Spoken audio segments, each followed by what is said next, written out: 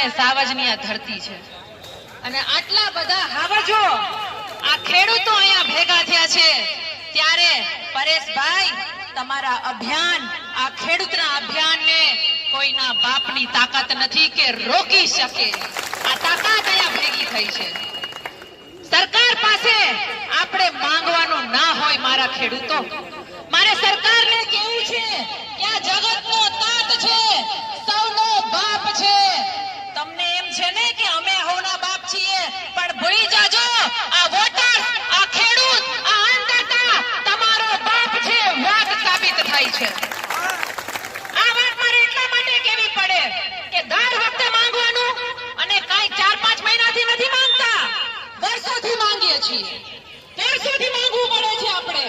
ખેડૂતોના ભાવ માટે માંગવું પડે જેટકોના થાંભલા નાખે વીઘા કપાય એના માટે માંગવું પડે રોડ રસ્તા કપાય એના માટે માંગવું પડે પાણી અમારા ખેતરોમાં ગંધારા કેમિકલ વાળા આવે એના માટે માંગવું પડે બધાય માટે અમારે માંગવું પડે એટલા માટે મારા વડીલો હવે આપણે આપણા મતની તાકાતને ઓળખવાની છે વાત વધારે નથી મારે એટલું જ કહેવાનું છે કે પરેશભાઈને સાંભળીશું પણ છેલ્લે એટલું કહેશું કે આપણા દેવા માફ થવા જોઈએ આપણી પાસે જે તાકાત છે એ તાકાતને ઓળખવાની જરૂર છે આપણે પરમિશનની જરૂર નથી આપણે કોઈ એવા કામ કરવાની પણ જરૂર નથી આપણે કહેવાનું છે કે અમે ખેડૂત છીએ અમારા થકી દેશ ચાલે છે અમારા થકી જીવન ચાલે છે અમે ખપી જવા માટે પણ તૈયાર છીએ અને સરકારને બતાવી દેવાનું છે તો છેલ્લે હોકારો કરીને કયો બતાવીશું ને અમે તો ઘણી બધી વાર બોલીએ છીએ ઘણી બધી વાર તમારી સામે આવીએ છીએ એટલે આ મંચ ઉપર આ મંચની ગરિમા રાખી મારે વધારે નથી બોલવું પણ એટલું કહું છું એક ખેડૂતની દીકરી તરીકે ગુજરાતની દીકરી તરીકે રેશમાબેન પટેલ હંમેશા જ્યાં પણ હોય જે મંચ ઉપર હોય તમારી સાથે છે રહેશે અને હંમેશા લડશે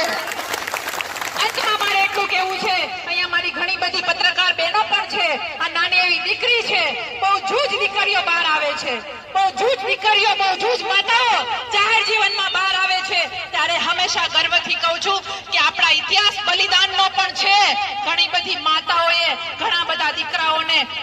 દાન દઈ દીધા છે એ લોકોને આ લડાઈમાં બલિદાન દીધા છે આવા માતાઓને પણ અમારો સંદેશ આપીજો કે આપણે લડવાનું છે